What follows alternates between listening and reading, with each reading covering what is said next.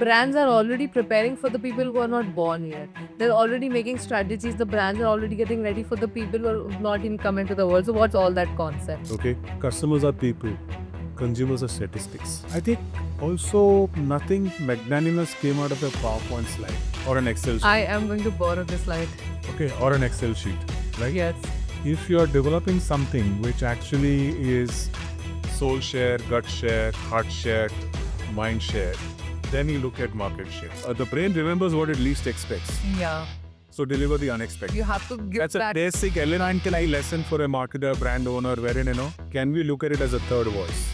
So Yeah. there's a voice of reason, which is the mind, there is a voice of feeling, which is the heart. Yeah. And the AI, if it can be beautifully, harmonized and integrated, it can generally become the third voice. Welcome to MVP Suresh. How are you feeling today? Top of the world, can't be anywhere else. I made that my domicile, Vanshika. So yeah, quite happy to be here. Thank you for inviting me. Thank you for calling. So, and wish you the very best at what we are doing with MVP.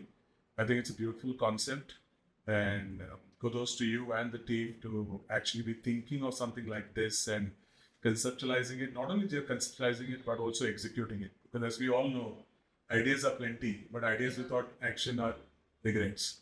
So I'm glad that you're doing it. All the very best. This is beautiful start. Thank you so much for those words. And for all the listeners there, I would love for them to understand more about you before we get into our topic today. You call yourself the chief storyteller. So I would want to understand, how did that come to be? What was that journey like for you? So it came because I happened to read it somewhere, So because you also come with a little bit of an advantage, right? When you're the T-boy / founder of a company, then you can give yourself all the possible fancy designations and titles.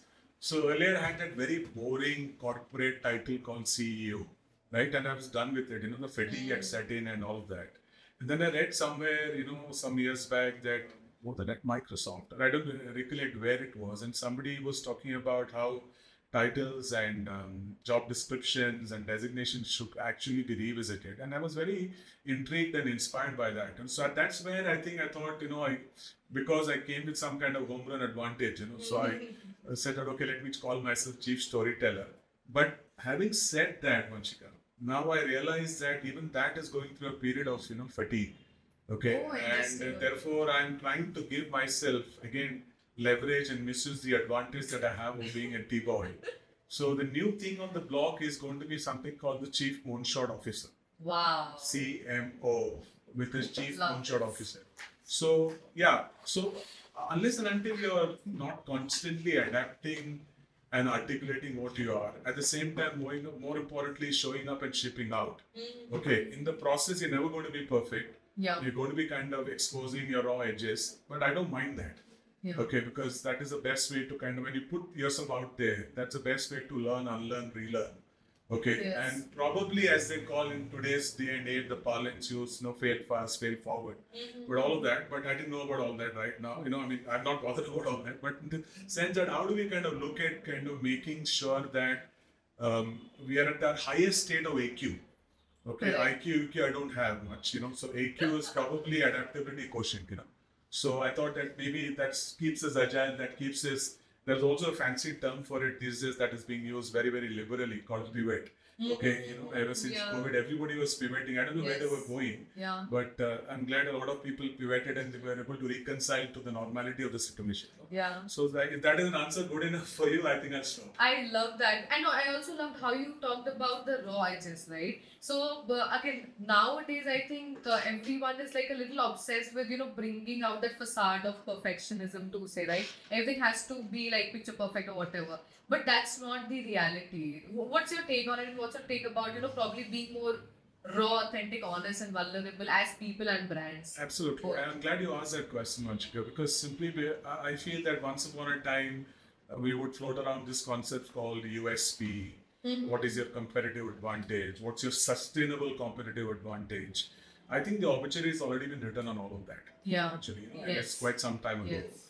And today, and sometime back I blogged about it as well, I think things like authenticity, vulnerability are actually genuine competitive advantage. Okay, so if you ask a CHRO today, she or he will tell us that we practice professional empathy meeting radical candor.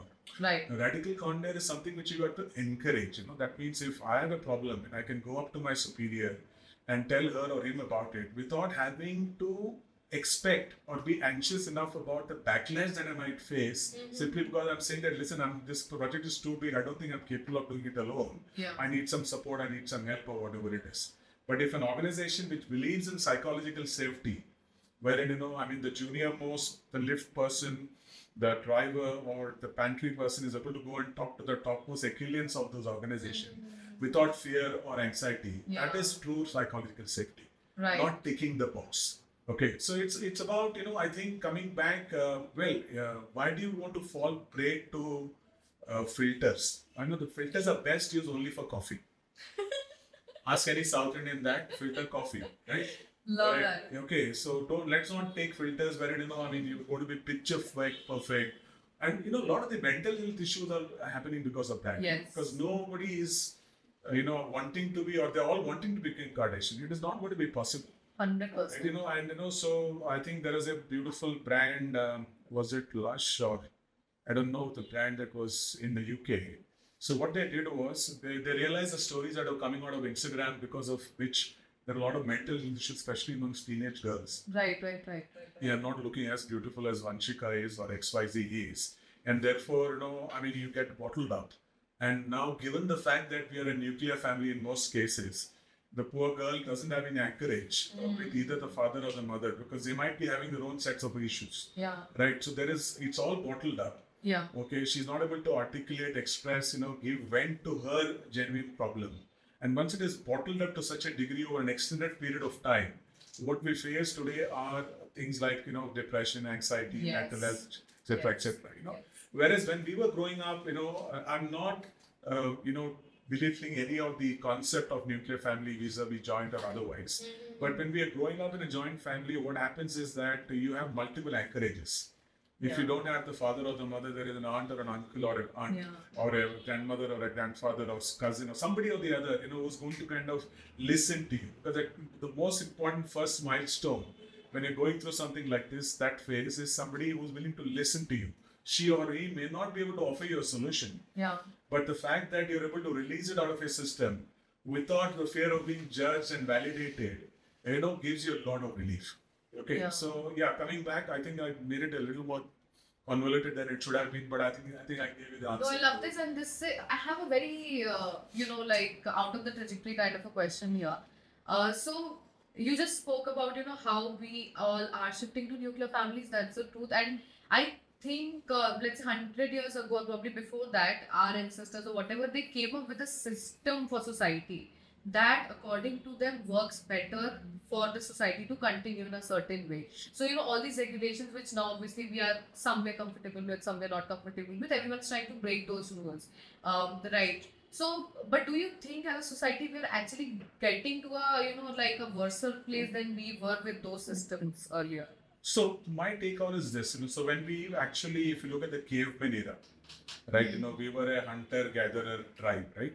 So we are human beings, love to be part of a tribe.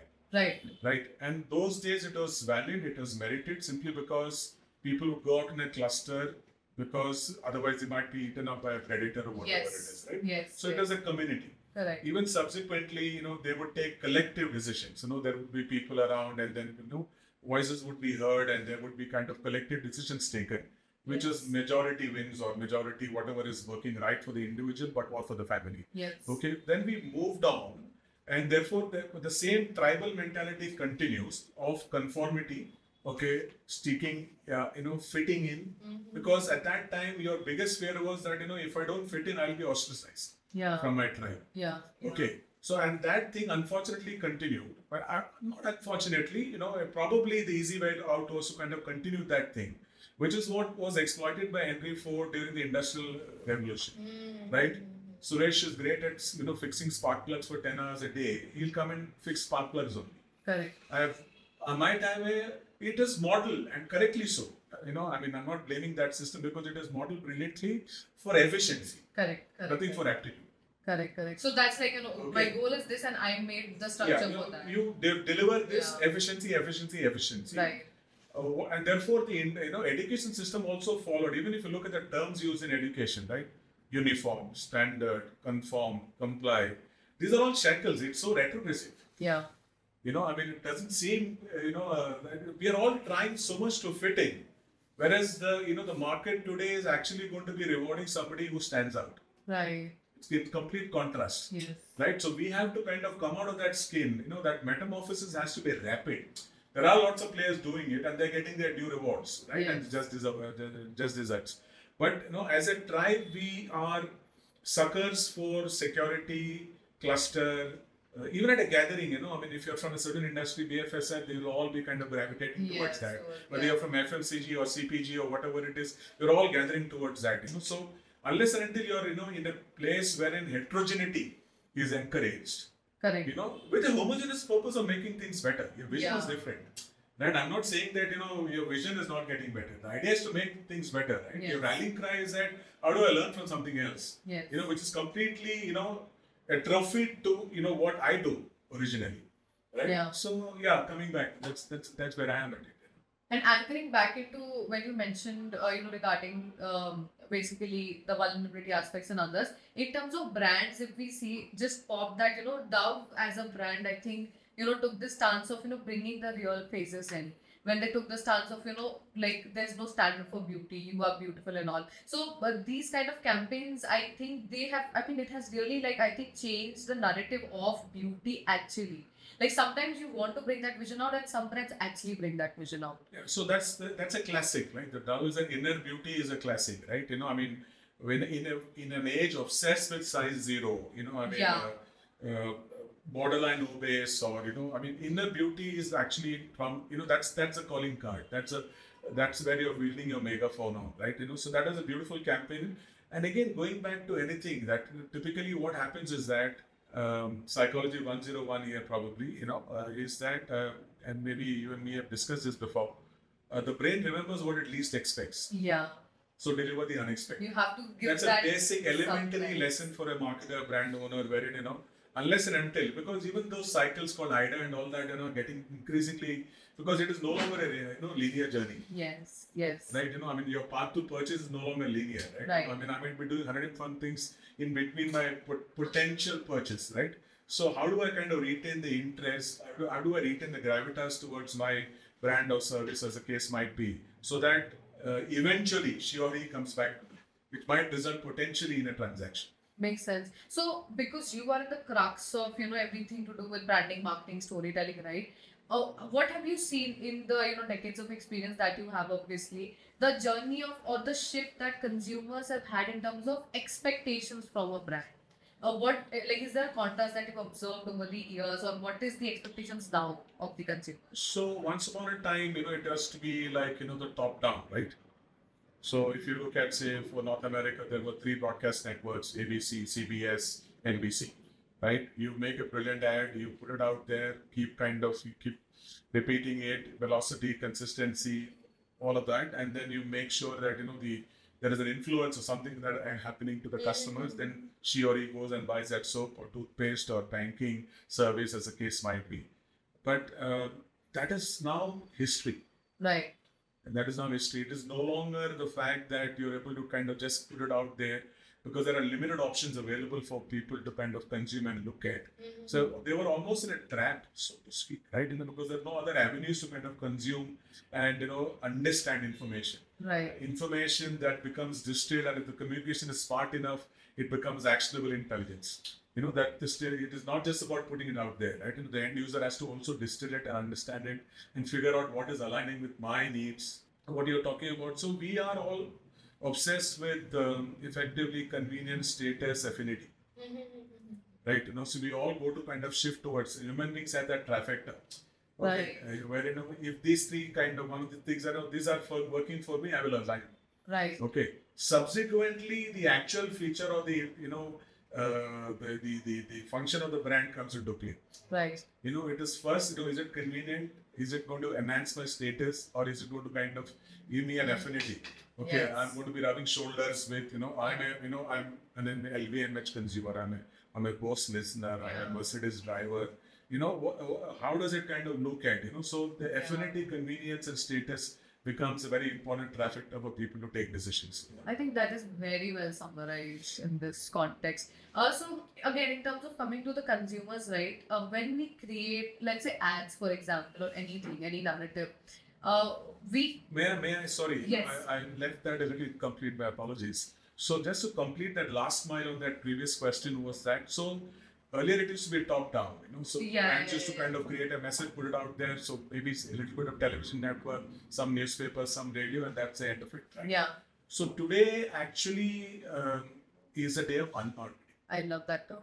Okay, it's unmarketing wherein consumers are marketing to marketers through pressure, through persuasion, through their own, so because we moved on from being a top-down to, so today you and me are prosumers. Yeah. So we are consumers of information, we are also producers of information and content. Yes. That's, so we are a prosumerish world now.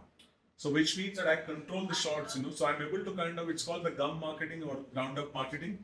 We're able to kind of relay it upstairs, listen, I want this, okay, you better give me this. Yeah. So it is no longer about taking whatever comes your way, it is now ground up. So that actually, that is the change that has happened over the years, wherein you're able to kind of dictate terms, which is what, the brands are trying to kind of, circumvent, manipulate, depending upon, what kind of ethos, values, culture they follow. Yes. That is what they're trying to do. And it's a constant tweak. So there is never a dull moment. The dynamics it cannot be defined as dynamics because it is never, it's running hard to stand at the same place. No, I understand, and I'm glad that we covered that point because I think it is very relevant in the context that we are working in today. And again, what I was actually wanting to ask was, probably in a way relating to this, that when we are creating these narratives in terms of ads or any communications we are putting out, right?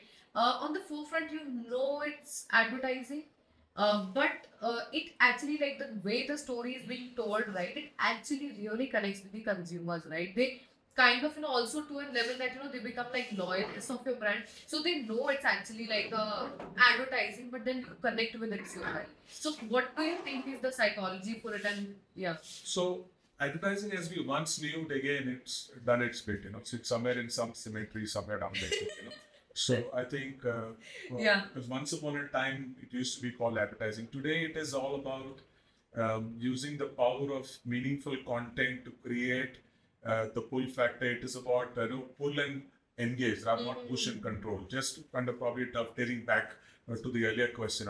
Those are the push and control days. So today you're about pull and engage. Right? You're creating something meaningful. That's the reason why the customer is coming to you, and then your mechanism which we are continuously engaging, Right. which probably completes the thing as such. Then of course all those things come in, your features, your trust, and all of those, your equity, etc., and that is where eventually it becomes a transaction. But one of the important things that actually, because we are in this SOS world, which is sea of sameness. Yeah. Okay, the sea of sameness, it calls for an SOS. Yeah. Save our soul. Because people can see through that. Love, save your soul. So SOS is not save your soul. SOS is calling for an SOS. Yeah. The sea of sameness is calling for an SOS, right?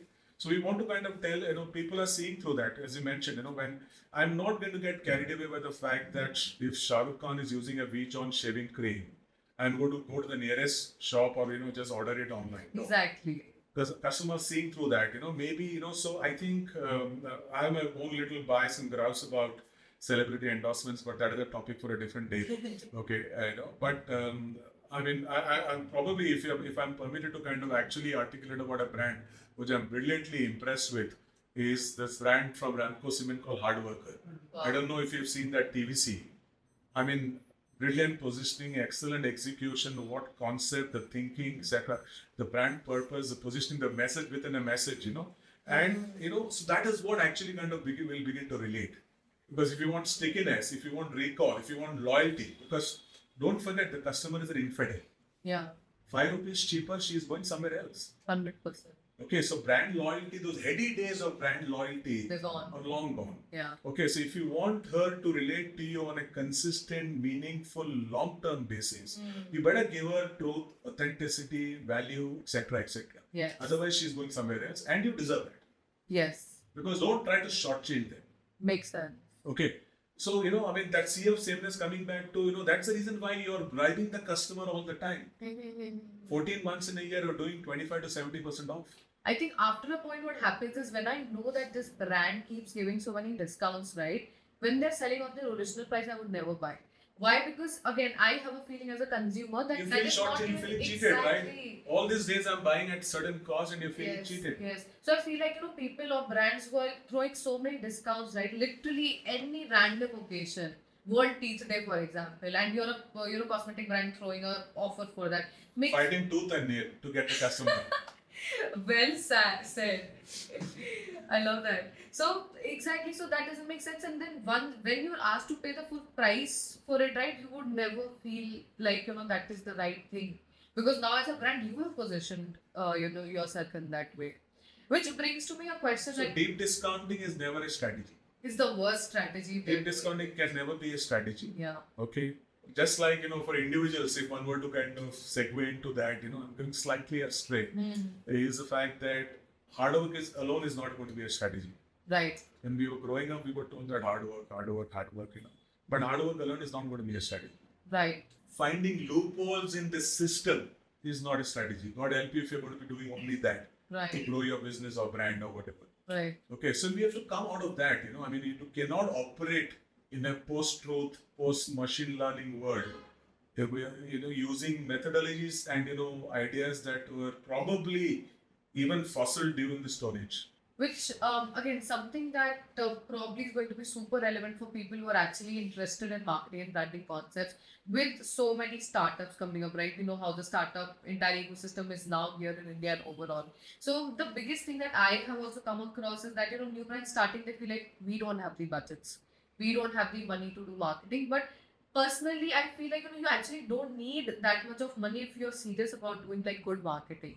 But because you have been in this for like all these years and if you've seen all the facets of it, what is your opinion? Like as a new company, like what can they do, and do they even need like those big So there budgets are to say? probably two sides to it, and remind me because old age is setting in and dementia is a problem. So the first part of it is that again, you and me have discussed this off screen, is the fact that typically the conventional journey that used to be adopted was that you create a product or a service and then you go out and start finding customers for it. Right. Right.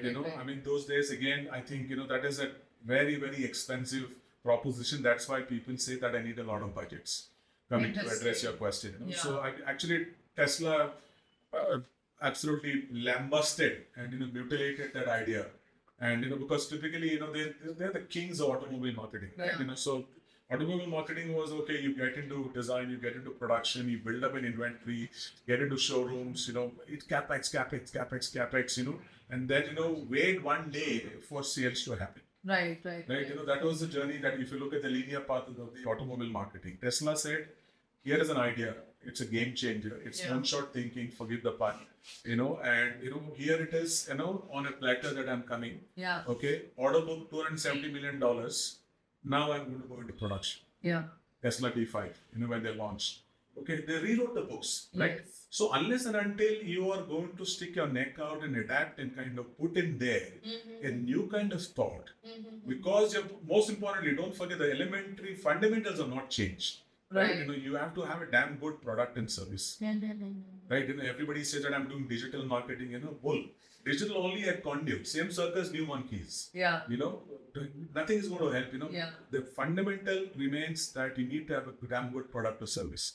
Then you do all your adventure and your bungee jumping and your, jumping out of the parachute and then fixing the parachute and all that. But otherwise, without a good product or service, please don't go anywhere else. The other side of it, coming back, I'm glad I remembered this. So the fact that a lot of the startups create something which is supposedly a flavor of the season for VCs. That is really so. Flavor of the season for VCs. That's why if you have a food tech company, which is a 17th in East London, you will have a VC saying, yes, I'll fund it, simply because there is something to there is a point of reference. Which means a stale idea, again, forgive the pun, of food tech, coming, but people are funding it simply because, okay, I've got 15, 16 references, there are so many Just Eat and there is a DoorDash and there is X and Y and whatever it is, because there is a point of reference, which effectively means you're shutting out the brilliant ideas because they're all trying to play it safe.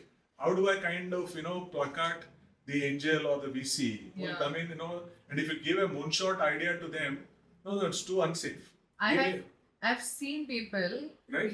transition to a point that, the company and the idea is not about the consumer anymore. It's to, what would the VC think You're about playing to it? the gallery, right? Exactly. You're playing to the gallery. So how will you actually create a new product or service? Simply because the dictats are very, very different. Yes. Are you trying to serve a consumer pain point? Is it an Achilles heel that you're trying to address and resolve?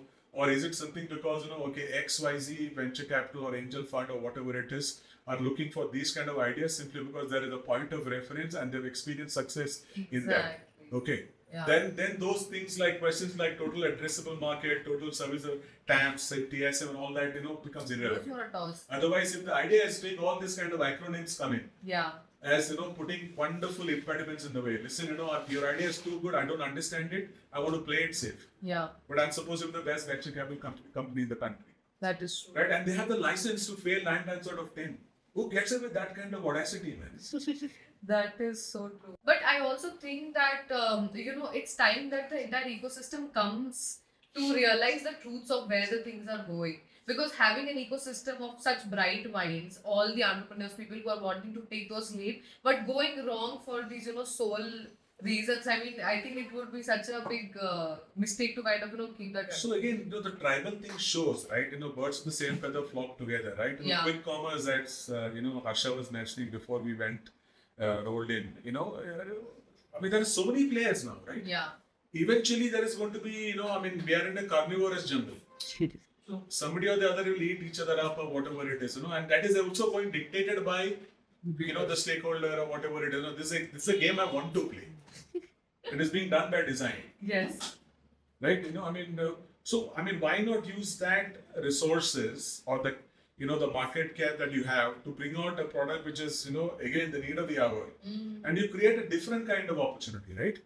Right. Makes sense. Which brings me when you said, for the products which are need of the hour, for brands, right, if they were to think about how do you think they could probably, get that knowledge or understanding of what is exactly their consumer wanting?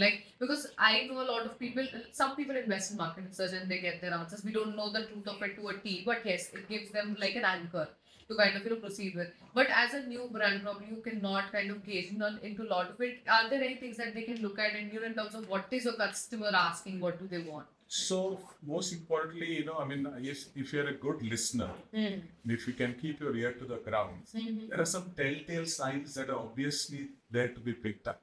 Okay, Right. which your conventional quantity quality, with due respect to all the market research agencies, will never get you.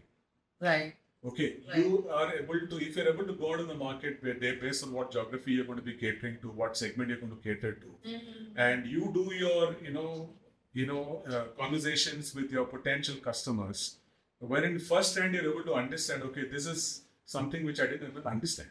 Right. Okay, the market is expecting something completely different, and my R&D and my product design team is working on something else altogether, right? So I think being on the ground yourself, listening to the potential customers, having an ear to the ground, a sense of the landscape, the pain points. So what's your the anchorage is based on what are the people, what are they doing actually? Because when you're doing research, what is being told is not what they are doing. Right. Look at the disparity. Right. And we are going by what they are telling you. Right. They are not going by what they are doing actually. Right. So this is where the gap is, the huge, that delta has to be bridged. You have to work at what they are doing. Based on that, you need to kind of work backward on your product or service. Right? And I think going back again, we touched upon off air, was that if you look at it, traditionally you've noticed some of the best brands in the world are not something which was done out of research or whatever it is. It's a brand or the individual concerned who's gone out and put it out there, Right. taken that leap of faith, or took that moonshot.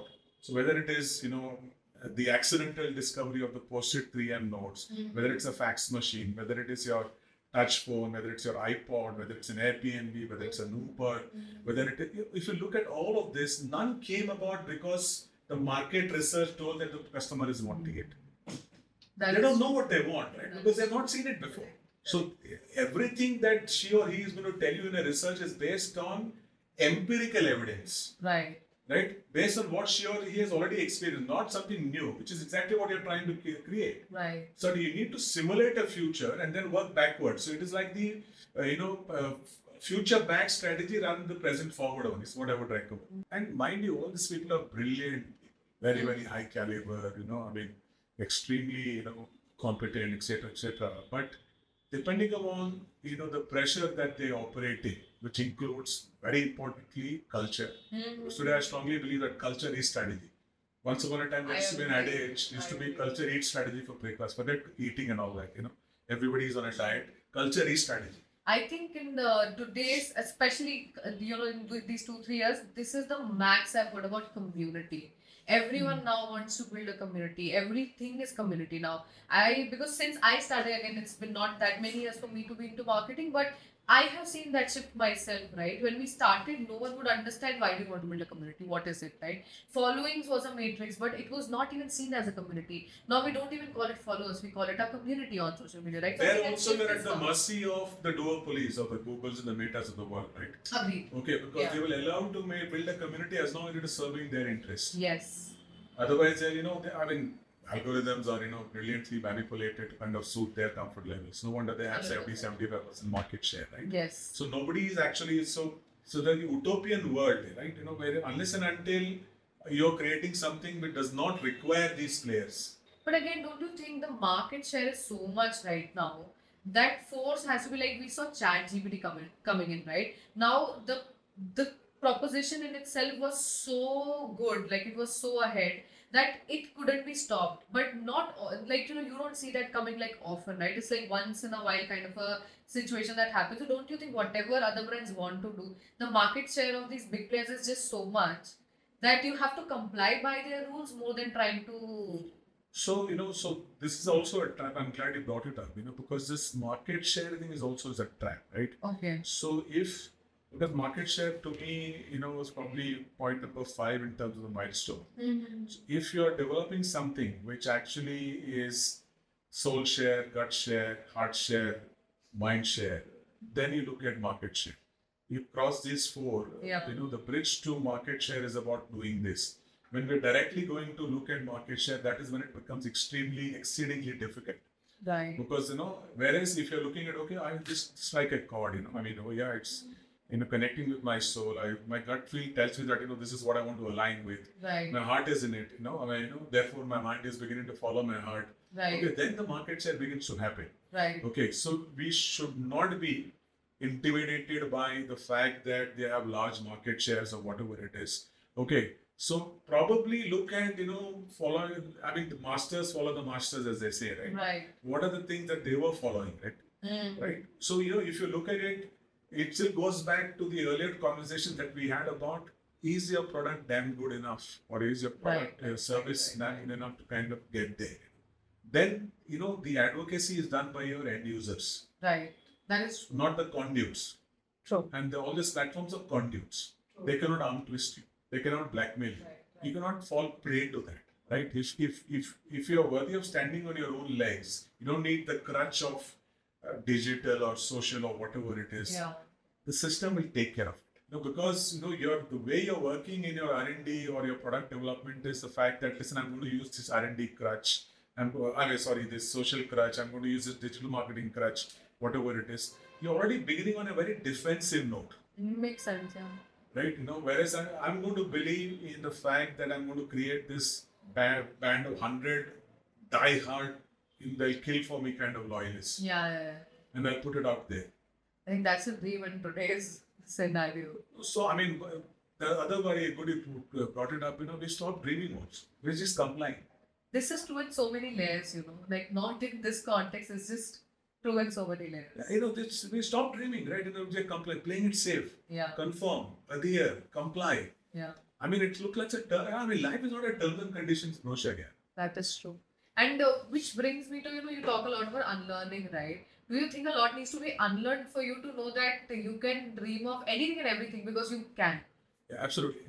The concept that we discussed off air was, actually stemming from something like that. So unlearning is something, if you go back about 10, 11 years when Satya Nadella took over after Steve Ballmer left Microsoft, when took over as a CEO, and he had this big leadership meeting. And in that meeting, he wrote on the blackboard, we're going to migrate from a know-it-all company to learn-it-all company. The moment you are talking about know-it-all, which means only empty minds can receive. And also you're creating a lie that you can know it all, because it's practically not possible. Right? So classic case of big corporate unlearning. If you ask me, is that Microsoft Satya Nadella example, and then wherein the focus moved from browser to cloud, and as if you look at it, that he took it to a completely different level, right? So I think even in big corporations, thinking like a startup, right? Like the moment you become established, it's like the child becoming an adult. The child has so much of curiosity, enthusiasm, energy, no filters. Yeah. They're not trying to judge the other side. That is where the life is. Yeah, that's what. And the moment you come out of university, you start working for a couple of years. Yeah. Then everybody, and nobody is unemployed in this one. I think that's the biggest white lie going around, because everybody is fully occupied judging others. I don't know whether it's a paying job or an unpaying job, but everybody is busy judging others. Yes. Right? So the moment you lose that childlike, as they say in Buddhism, beginner's mindset. Yeah. That curiosity. So that's ground zero, right? So unlearning is, something that in the age of uncertainty, the only thing that will kind of drive us forward will be unlearning. Right. Default template. Default itself is a default, right? Then look at the negativity of the term, right? Yeah. Default templates. You're going back. It's retrogressive. Correct. So unlearning, to us is a very, very powerful tool, so that you keep your ego and self-esteem and all those unnecessary inventory out of the way. Yeah. Right? That's when the unlearning can begin to happen. Probably personally, because I've seen a lot of these. Unlearning is just one concept. It's relevant in so many contexts. But I know you had your own journey of heading company and starting of your own company. I know so many IPs that you have. So where does that stem from? I would love for our listeners also to understand, what is that keeps you kind of doing? Because I have not seen personally so many leaders who had this long of a journey, and still they want to start something which obviously takes so much of energy in this. Can you share a little of how that? So I was very, very blessed, to have one of the finest leaders as my bosses. God bless his soul. We lost him last year, Ari. So that is my first job as a management trainee, and he would be well before the CHROs and the HR manuals of the world started talking psychology and safety, empowerment and trust and belief and all of that. He would be practicing it. Right. Okay, and his contemporaries were the likes of Ratan Tata, Adi Godrej, all that, deeply respected. So, and every time he was actually in a laboratory, if you take of it, was satisfied in being unsatisfied. Wow. Continuously on the lookout for what is the next, right? Because you also sense that, running hard sometimes could be just standing at the same place. Unless and until you kind of shift gears and, you need to kind of move the same. Did you experience that in your journey? Yeah, absolutely. So, and don't forget that, even if you look at it, the newness, anything that novel that happens, it is, depending upon how well you place it and position it, of course, that becomes thing that gets accepted vis-a-vis something. I've seen this before. It's like that Google Meta engine, right? The crawler. Yeah. I've seen this content before. I'm not going to put it up in the page 1 or 2 or 3 or whatever it is. Let it kind of stagnate in page 20 or 30 or whatever it is. Right. The novelty, the freshness, how do I continuously reinvent myself? Okay, or the brand or the organization. Kind of inherited from the get-go. Oh yeah, absolutely. Yeah, absolutely. I'm very, very fortunate to kind of do that. Not that I'm doing a lot of things right, and I'm a sucker for failure. So probably, as I would want to borrow my podcast guest line, Avichander, who says that I'm the Peter Pan of lost pursuits, right? So yeah, so some of it works, some of it sticks, some of it gets respected and probably adored. A lot of it do not, but that is not going to be stopping us from kind of looking at doing things the way we would like to do it. Simply because, again, we touched upon it, if there is a method to the madness, right, when we are layering the novel on the familiar, the creative curve philosophy of Alan Gannett, right, looking at it, and then you're able to kind of create the acceptance, you're able to get a door, you step into the door. So those are the kind of things that actually work. And I think also nothing magnanimous came out of a PowerPoint slide or an Excel sheet. I am going to borrow this slide. Okay, or an Excel sheet, right? Yes. Okay, it can happen only because you've got something in the recess of your mind. The space between the ears is well utilized. Right. It's lubricated well. And it's receptive to all kind of things coming in, and therefore it is that provocative restlessness that actually kind of gets you. Okay, let me just put it out there. And your intent is to be purposefully provocative, not just provocative for the sake of being that. Right. Purposefully provocative, because that is because again, we go back to that brain being the laziest organ of the body. Unless and until there is that sufficient nudge Right. to change how you perceive, how you behave, how you consume, things are not going to work for you. So I think it's a continuous state. And then subsequently, the last thing I want to add here, Vanshika, is that this also is very intoxicating. When you put it out there and it brought something to life. It is not just in your drawing room or drawing board or blueprint, whatever it is. So showing up and shipping, tweaking it, making it better is a continuous process. Right. So that's why that leap of faith. Yeah. So that could be and so be it. If it is fait accompli, let it be fait accompli. But take that leap of faith. So I think that is what I would encourage youngsters and founders to be doing, because unless and until you take that, because there's too much of analysis paralysis and too much of number crunching. That's happening. It's all coming at the cost of what is the consumer insight, what are the customer wants. Which brings me to the latest of what's happening in the market, the AI era, which is kind of come and seeped in. As marketers, we've seen it already affect so much in good and bad ways. Honestly, nothing like okay, it is just bad, but we've seen so much of it affecting what we do in terms of marketing now. So, what is your take on, again, because you've seen that shift, right? What do you think where all AI is going to play the role? And yeah. So, firstly, I think I have a very simple narrative for this, which is what we internally also keep discussing. Whatever be the technology, right? Right. Whether it is, yeah, of course, it's the main flavor of the season. It has come probably one of those once in 20, 25 years, kind of the dramatic change. After the advent of the internet, probably the AI is the game, the change the game, so to speak. One thing for all of us who are anxious about it, my take on it is that all said and done, whatever we might want to do, creativity is the only thing that will remain future. So it is up to us, our pragmatism, our practicality, our curiosity, our sense of belief that how do I use AI as an ally, as an ammunition, as an asset. It can become a triple A. Right. You can call it triple AI. Asset, ally, ammunition, AI. Okay. So Nice. rather than kind of look at it as a cause for worry, I think creativity, that because there is hope it brings in that optimism, it brings in hope for the future, right? Right. And I'm going to use this. That's the reason why we were discussing the other idea about, can we look at it as a third voice? So there is a voice of reason, which is the mind, there is a voice of feeling, which is the heart. Yeah. And AI, if it can be beautifully, harmonized and integrated, it can generally become the third voice. So I see it as a no threat, where it can become a close friend, a buddy. It can become an asset, as an ally, as an ammunition. It's up to us how to kind of leverage it, How are we rather than be intimidated by it. Don't have any bias towards it. It already has enough bias. That is true. Okay, so that's my take on that. And we'd want to briefly touch upon the beta generation concept. So I remember you were briefly talking about how brands are already preparing for the people who are not born yet. They're already making strategies. The brands are already getting ready for the people who are not even come into the world. So what's all that concept? Yeah, so beta generation, if one were to define, and if for people who may not be aware of that, it's about the generation that is born between 2025 and 2040.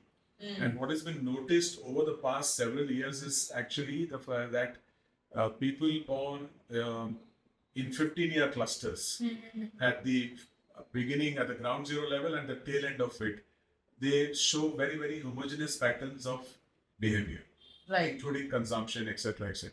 Whereas now, given the pace of change and the kind of technology that is actually infringing and trespassing into our zeitgeist, whether we like it or not.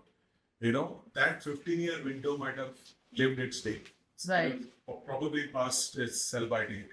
So we have to be looking at things in a manner wherein the agility of brands and brand marketers and brand owners to kind of be prepared for a generation who's not yet born, but they might be having shifting tastes, expectations, desired likes, dislikes, which might be probably 2-year windows, 3-year windows, not 15-year.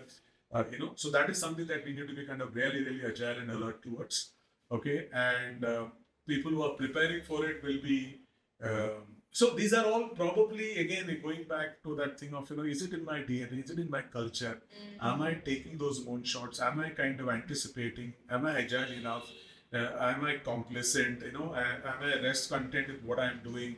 Am I only looking market share? Those were the usual suspects. Right. These are all shackles, right? In a lot of sense, these are all shackles because, again, as I mentioned and repeat, it has nothing to do with caliber, competence, ability. It's just the fact that you are being hardwired to kind of function in a certain manner. Right. Okay, and therefore you end up missing the wood for the trees. Right. You know. Right. But I was actually wanting to lead you into asking about your perception of influencer marketing now. See, that's So it is basically, celebrity marketing, especially the macro influencers, it is masquerading as influencer marketing, right, in a way, right? But I'm all for those micro influencers who have the community, whether it is 2,000 followers or 3,000 followers, but it's a good community. It is a community that notices. It's a community that hears. It's a community that actually listens on acts. You may not even know about it, but it is acting because you prompted them to do something or you send out the right kind of messaging or whatever. So influencer marketing, yes, I think the marketers are smart. They always want to create jobs for themselves when they realize they're getting obsolete. So they'll always create a community of people and so celebrity brand marketing, let me have, there are certain companies will give, to 500 people jobs to kind of manage celebrities and whatever it is. Influencer marketing, whatever it is. I'll have all the influencers. I know I have a database of 5,000 people, whichever market you want to be in, nano, micro, whatever it is. And give them terms, very fancy terms and all of that, who's measuring it? I'll tell you what, we are so suckers for success. Okay, we are actually victims now, right? Simply because, the big duopolies of the world, the Meta or Google is not going to tell you about the 99.9% failures of influencer marketing or social media marketing or digital marketing. Right. They'll go to town, wield a megaphone, paint the town red of that 0.2% success of a Nike or a Starbucks or whatever it's, which would have succeeded in any case. Yeah. Even without doing all this nonsense. Correct. Right? So I'm not anti any of this, but I think it should not come at the cost of the fundamentals. Okay, it should not come at the cost of fundamentals, and not at the cost of you whip up a FOMO, right? Because the smarter generation are actually going to be getting into JOMO, the joy of missing out. Oh my God! Right? Joy of missing out. I don't care a damn. Right? I'm do your thing, man. Yeah, do your thing. I'm happy missing out. Yes. So I'm not under no pressure at all. Right? People begin to see through that. That's why we go back to the earlier line of authenticity, vulnerability. Yes. Right? Yes. So I think it's more to do the fact that you reciprocate. Yeah. If the brand says, listen, my features were wrong, whatever it is, you come out clean, put it out there. You don't need a PR agency for doing that, right? Authenticity, it's a powerful tool. It's such a huge competitive advantage. You begin to generate the trust in people. Right. And your loyalty is built on trust. Okay, people will come back to you. Don't mind somebody selling it for 50 rupees cheaper or $100 cheaper or whatever the case. They'll come back to you simply because I trust. An A380 is an A380. Air India has it, Emirates has it, KLM has it, Lufthansa has it, British Airways has it, Singapore Airlines has it. But you will pay knowingly 15% premium to Singapore Airlines because they make you feel special on that A380. 100%. Right? I think that is when brands actually. That is when UFP comes in, the unique feelings proposition. Yes, I love this word. UFP. The USP is passe. USP is commoditized. Okay. Yeah. A 2.5 liter Kia or a Hyundai or a Maruti or a Morris Garage or whatever they might be has more or less the same features, a little bit of change in design. Yeah. But you go pick up something simply because how the brand is making you feel. Yes. Okay, you go back to your sense of affinity. 100%. And that is something, if as a brand you're able to tap into it, because the consumer will never forget it. You don't have to do thousands of like gimmicks or ads or whatever to make them kind of remember you, because you've made them feel, Absolutely. and that cannot be changed. So there your 150 crore budget will easily come down to 10 crores if you're able to do that. Exactly. The 150 crores comes in simply because you have to use a celebrity and you have to kind of tom across 40 channels, Yeah. 50 times a day each, to kind of create that thing, Even those matrices are not sustainable. It is literally like a one-time thing, and you cannot prove us wrong. Sorry. Absolutely. Yeah, exactly. So I think a lot needs. It's an opportunity. There is a huge blue ocean opportunity here in terms of creating something which is hitherto not been tried at all, and which is not very difficult to do. I think the market is waiting for those things. Something that is thrown at you, and you're like, okay, wow, what? That is what I think people are looking. That's what I personally If you ask me if one were to be given an opportunity, I would be actually saying that. So this is just pure hypothesis, and it is not meant to actually figure anything. It's purely hypothesis. It's just a little bit of creative liberty that is being leveraged. Yeah, for example, if I were to be a MasterCard, my campaign would actually say, please don't use credit card. Okay, and then I will qualify to why the way it is being used. Therefore, you end up being in a debt this trap. is so counterintuitive, but that is what makes it so exactly. special. It's a debt trap. I'm all for people, right? Yes. So don't use it the way a lot of people are using it. It becomes a debt trap. There are enough loan sharks and more. Yeah. Look at the kind of interest that you're paying. It is damaged families. People have committed suicides, whatever it is, right. simply because you don't know. Because there is nothing called financial literacy education in our system. Any last piece of message that you would want to give to the people who are building these brands, or probably like a golden rule or something that you swear by when it comes to building a brand?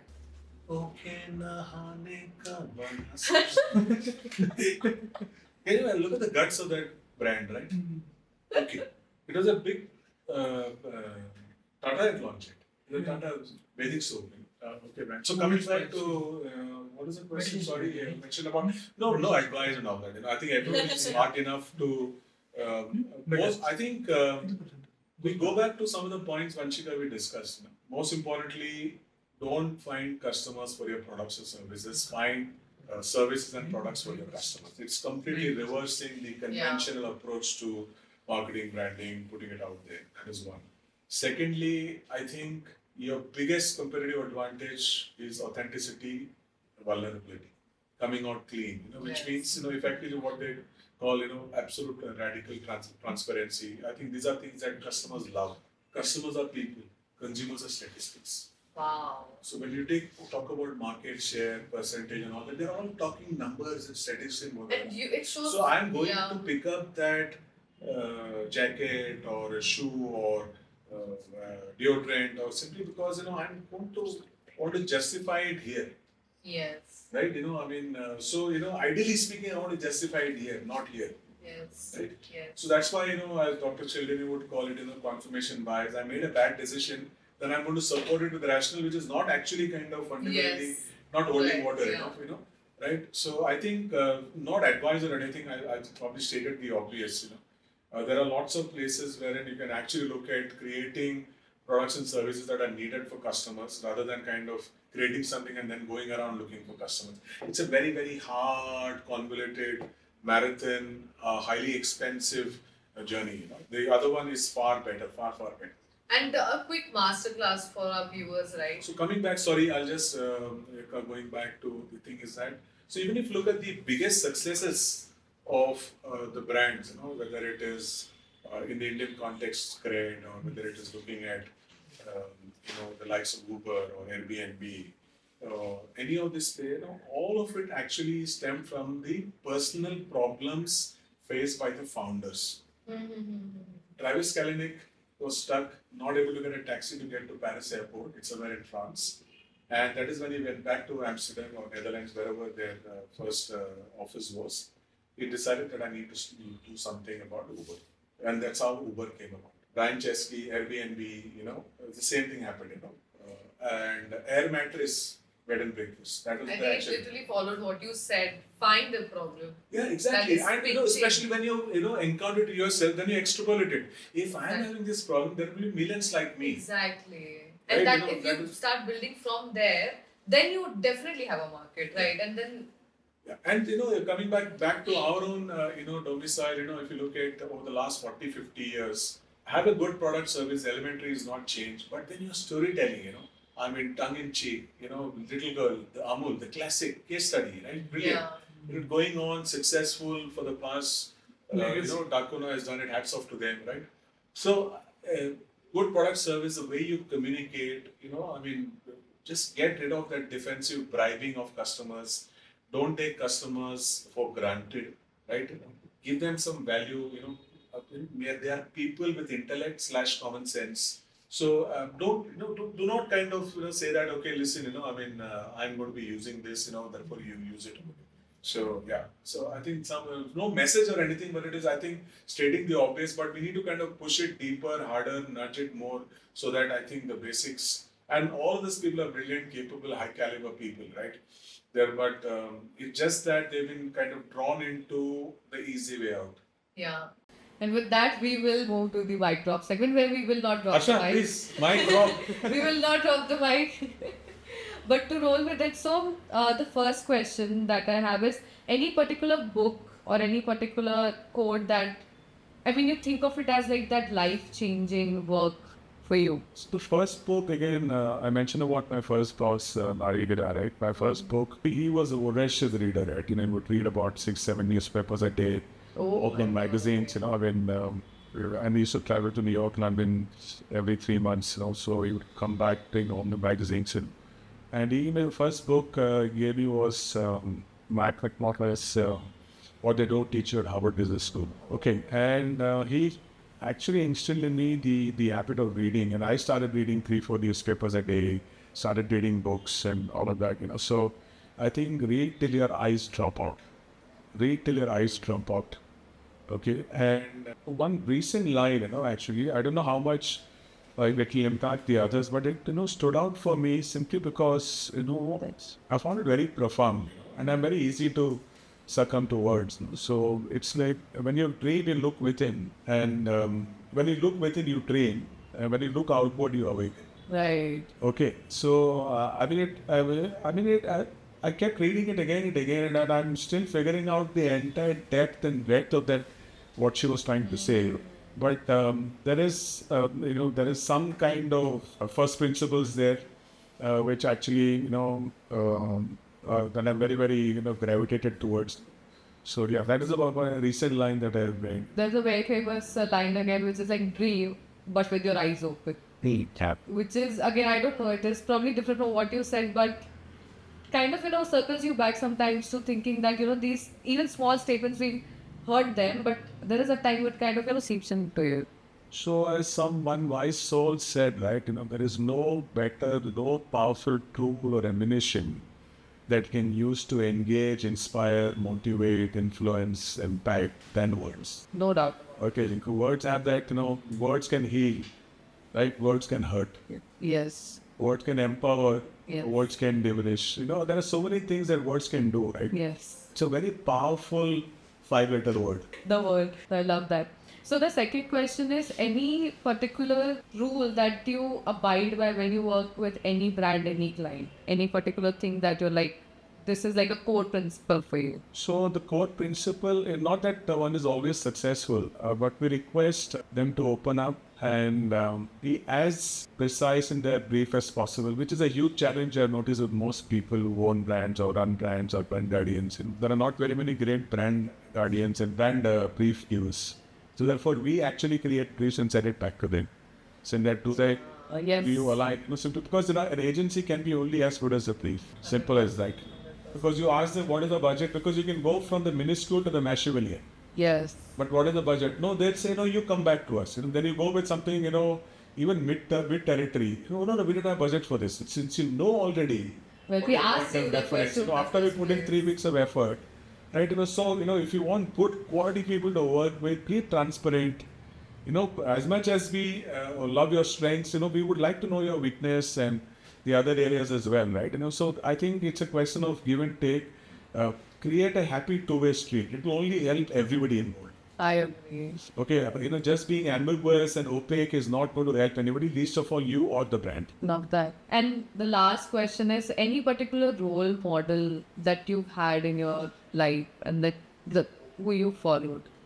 So role model again, I think NMH, we used to call him NMH, Maria Mina, my first boss. I think a mentor can just play such a big role in your life. Incredible work. I mean, he's the type, when I was a management trainee, I was given a project and I messed it up big time, and I go and tell him that, listen, I think I messed it up, and he just keeps it aside and within 10 seconds, he gives me another project which is 5 times the size of that. So this is well before the fancy terminology of empowerment and compassion and empathy had come to the corporate zeitgeist, right?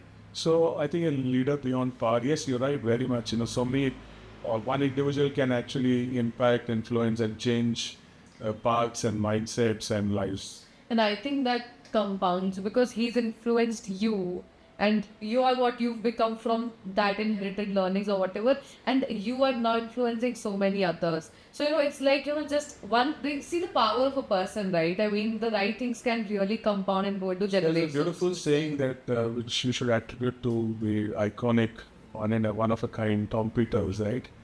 So he actually mentioned, I may not be quoting him right, but the some summary of it is that when you pass away, your tombstone is not going to ever mention that he hit, quarterly numbers 14 times consecutively. And The tombstone is going to mention, whatever you want to mention is that he was a very good human being. So, just keep that in mind always. yeah, that is such a nice way to end the conversation, to be honest. I think I think we've touched upon so many aspects, as from the highs and the lows, and it brings you back to the core of, okay, this is what it's all about. So we'll leave with our tombstone. No, I have enjoyed this conversation thoroughly, and there's just so much that we all have here learned from you. I'm sure everyone listening to this is going to learn from So you. learning, is, I think, mutual. And We all unlearned learn from also. each other, right? So, yeah, I think it's just having that mind to say that, can I have that beginner's mindset, that childlike curiosity? Because I think that's a great place to be. Right? Because you're not conditioned by it. Yes, usually, there are two books that Ryan Holiday is written. One is Ego is the Enemy. And now you know why it has become a book, right? It is so profound. Ego is the enemy. It might be 5 words. Yeah. But, and the other one is the obstacle is the way. Wow. There's just deep truths in those two sentences, and it's Exactly. That's why it becomes books, because yeah. there is so much to write about, right? So, yeah. So I'm glad we were able to do this and collaborate on this and contribute to each other's unlearning and learning and moving forward. I wish you the very best, everybody, and there is more in the offing.